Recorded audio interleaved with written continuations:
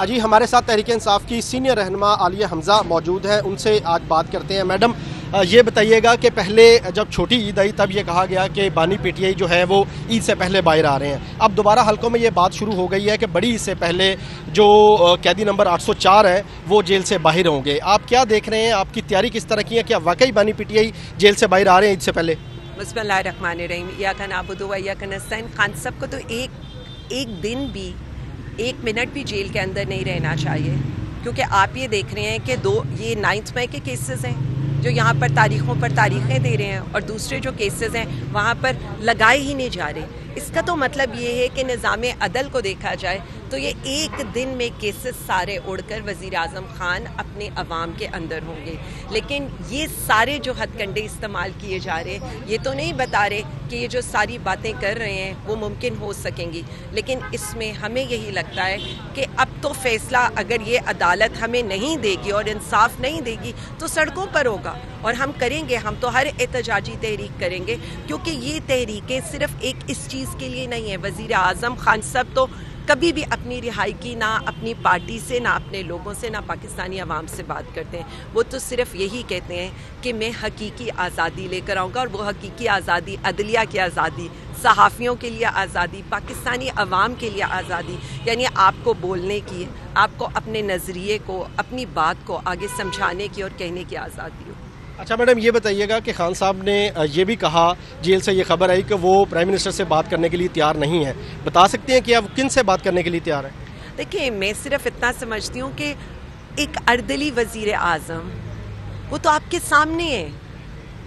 जंग के अंदर उन लोगों के क्या हालात रहे हैं और बाकी सब कुछ उनका क्या कंडक्ट है वो तो आपके सामने है। तो हम ऐसे लोगों से बात कैसे कर सकते हैं? बेसिकली तो वो आपको भी पता है कि वो तो जितना एक ही काम कर सकते हैं, और वो है जूते चमकाना और चेरी ब्लॉसम करना। तो मेरा नहीं ख्याल बात उन्हीं से होनी चाहिए जो मैटर करते हैं। और देखें, ये बात वज़ीर आज़म खान की तो है नहीं, ये बात तो पाकिस्तान की है।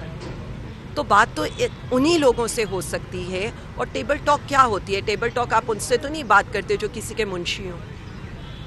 अच्छा मैडम ये बताइएगा कि जो केसेस हैं बानी पीटीआई के, 8 केसेस लाहौर हाई कोर्ट में पेंडिंग है, एक अपील आपकी इस्लामाबाद में नहीं लग रही, तो आपको जो इंसाफ का निज़ाम है उस पर मुकम्मल भरोसा है या नहीं? और अगर इन केसेस के फैसले नहीं आते जल्दी तो आपका लाहे अमल क्या होगा आगे?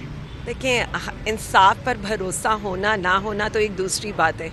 हम तो जो जाते हैं ना, लाहौर हाई कोर्ट जाएँ या इस्लामाबाद हाई कोर्ट जाएँ, बेसिकली तो हम उन जजेस को तगड़ा करने जाते हैं। हम उन जजेस को ये पैगाम देना चाहते हैं कि पाकिस्तानी अवाम आपके साथ खड़ी है।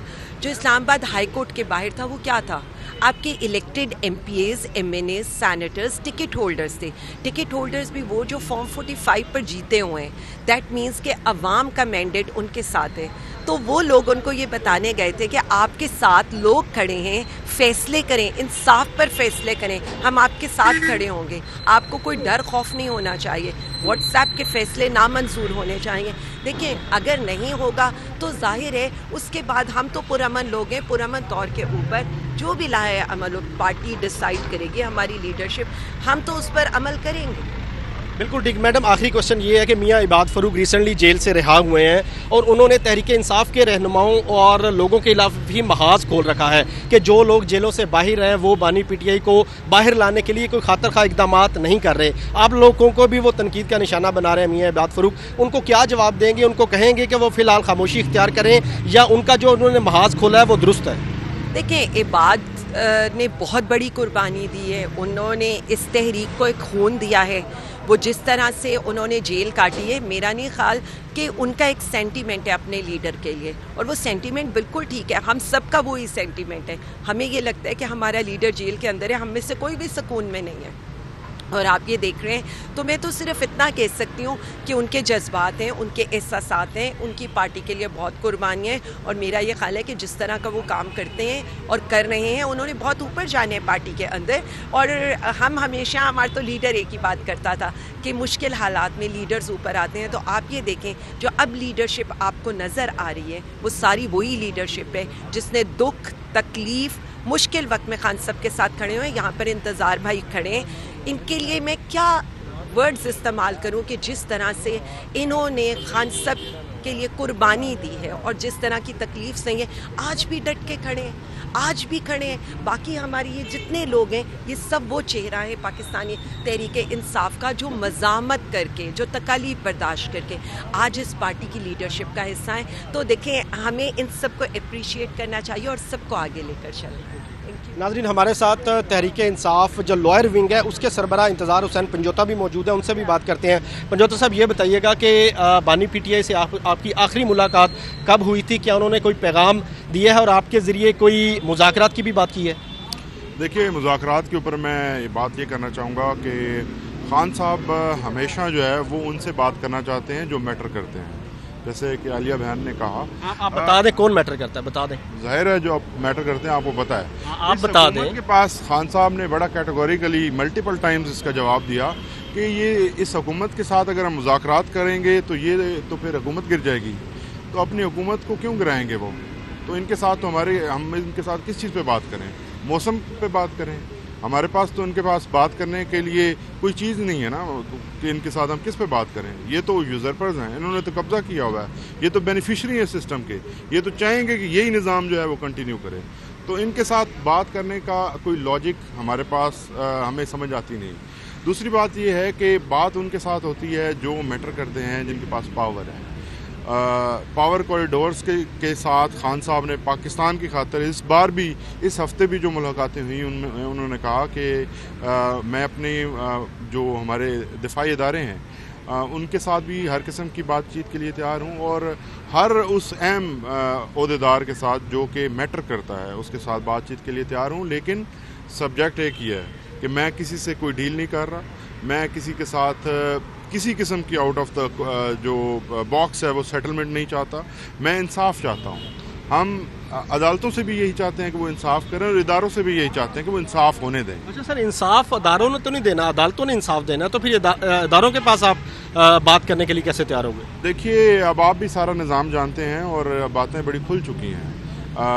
یہ عدالتیں، ان کا معیار آپ کے سامنے ہے کہ اسلام آباد ہائی کورٹ 3 قسم کے جو ہے وہ سروسز اس وقت پرووائڈ کر رہی ہے. ایک پاکستان تحریک انصاف کے لیے، جس میں وہ اوپن کورٹ کے اندر کیس فکس کرتے ہیں اور پھر وہ کیس جو ہے وہ لگتا نہیں ہے. دوسری عام عوام کے لیے، جس کے اندر کچھ نہ کچھ آپ کو ڈسپلن نظر آتا ہے. تیسری سروس دے رہے ہیں یہ پی ایم ایل این کو اور اس حکومت کو اور ان کے لوگوں کو، جس کے اندر آپ دیکھتے ہیں کہ ہائی کورٹ کا عملہ اسلام آباد ایئرپورٹ پہنچ جاتا ہے، اور پھر آپ دیکھتے ہیں کہ ان کے جو کیسز ہیں ان کے اندر نیب جو ہے وہ پروسیکیوشن سے وڈرا کرتی ہوئی نظر آتی ہے، اور ریلیف جو ہے وہ آپ کو ایک انبار لگا ہوا جمعہ بازار ریلیف کا نظر آتا ہے. تو یہ آپ کے سامنے کہ یہ ہیں وہ لوگ، اور یہ اس طرح نہیں ہو رہا، یہ کہیں سے ہو رہا ہے. اچھا، آپ بتائیں جو بانی پی ٹی آئی ان کے کیسز کے حوالے سے کوئی مطالبہ کرنا چاہیں؟ میرا صرف ایک ہی مطالبہ ہے. قانون کے مطابق خان صاحب بھی ہمیشہ یہی ڈیمانڈ کرتے رہے ہیں اور ہمیشہ انہوں نے یہی بات کی ہے کہ قانون کے مطابق انصاف ہونے دیا جائے. یہ ادارے ہمارے ادارے ہیں، یہ جوڈیشری ہماری جوڈیشری ہے. 26ویں آئینی ترمیم کے بعد اس جوڈیشری سے ایکسپیکٹ کرنا، ہم جدھر جاتے ہیں لوگ کہتے ہیں کہ اب آپ ان اداروں کے پاس کیوں جاتے ہیں، آپ کیوں یہاں آتے ہیں؟ ہم اس لیے آتے ہیں کیونکہ ہمارے قائد نے ہمیں یہ سکھایا ہے کہ وہ ہمیشہ یہ کہتے ہیں کہ میں آپ کو بتاؤں کہ جس دن خان صاحب کو 5 دن کے اندر 32 سال کی سزا سنائی گئی مختلف کیسز کے اندر، تب بھی خان صاحب نے ایک مرتبہ بھی نہیں کہا کہ مجھے ان عدالتوں سے جو ہے وہ امید نہیں ہے. ہم نے کون سا کورس اڈاپٹ کیا اس کے بعد؟ 32 سال کی عدت جیسے گھٹیا کیس کے اندر جب سزا ہوئی تو اس کے بعد بھی ہم نے اپیل فائل کی.